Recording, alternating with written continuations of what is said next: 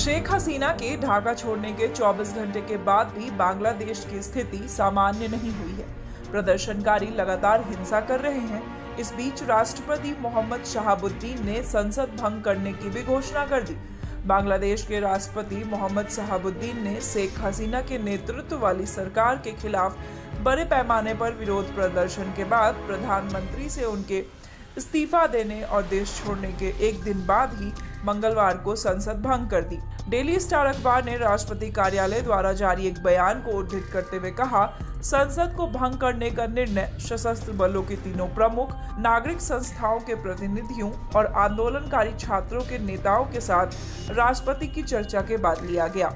बांग्लादेश में सरकार विरोधी व्यापक प्रदर्शनों के बीच प्रधानमंत्री शेख हसीना के अचानक इस्तीफा देने और देश छोड़कर चले जाने के एक दिन बाद ही स्टूडेंट्स अगेंस्ट डिस्क्रिमिनेशन के नेताओं ने मंगलवार को कहा कि वे नोबेल पुरस्कार विजेता डॉक्टर मोहम्मद यूनुस को देश का अंतरिम सरकार का प्रमुख बनाना चाहते हैं। आंदोलन के प्रमुख समन्वयकों में से एक नाहिद इस्लाम ने मंगलवार सुबह सोशल मीडिया पर साझा किए गए एक वीडियो में कहा कि उन्होंने यूनुस से पहले ही बात कर ली और वह बांग्लादेश को बचाने के लिए यह महत्वपूर्ण जिम्मेदारी संभालने को तैयार है।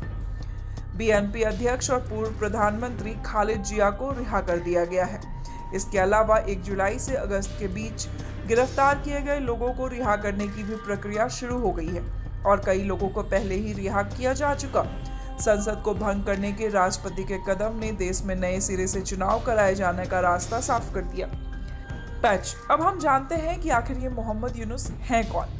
गरीब लोगों के लिए बैंकिंग सुविधा संबंधित मोहम्मद यूनुस के प्रयोग ने बांग्लादेश को लघु ऋण का केंद्र होने की पहचान दिलाई।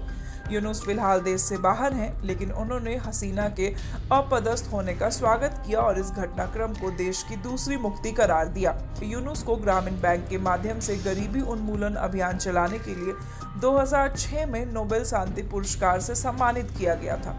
उनके इस तरीके को विभिन्न महाद्वीपों ने अपनाया। यूनुस और हसीना सरकार के बीच अस्पष्ट कारणों से लंबे समय से विवाद था।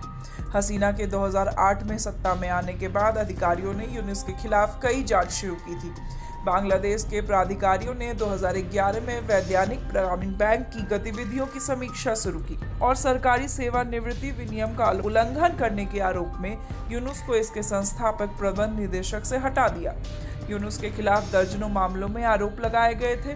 जनवरी में यूनुस को श्रम कानून उल्लंघन के आरोप में अदालत ने 6 महीने की जेल की सजा भी सुनाई।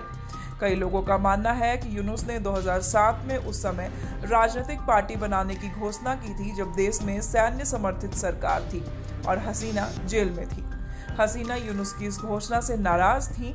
हालांकि यूनुस ने अपनी इस घोषणा पर अमल नहीं किया था, लेकिन उस समय उन्होंने बांग्लादेशी नेताओं की आलोचना करते हुए आरोप लगाया था कि उनकी रुचि केवल पैसे में है। यूनुस ने देश वापस लौटने और अपना काम जारी रखने की इच्छा जताई थी।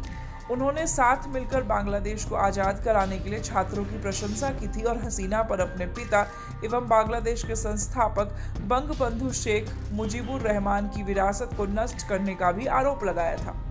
बांग्लादेश में सोमवार को उस समय अराजकता फैल गई जब शेख हसीना ने प्रधानमंत्री पद से अचानक इस्तीफा दे दिया और वह सैन्य विमान से देश छोड़कर चली गई। हसीना के देश छोड़कर जाने की खबर फैलते ही सैकड़ों लोगों ने उनके आवास में घुसकर तोड़फोड़ की और लूटपाट भी किया। देश में सरकार विरोधी प्रदर्शनों में पिछले 15 दिन में 400 से अधिक लोगों की मौत हो चुकी है।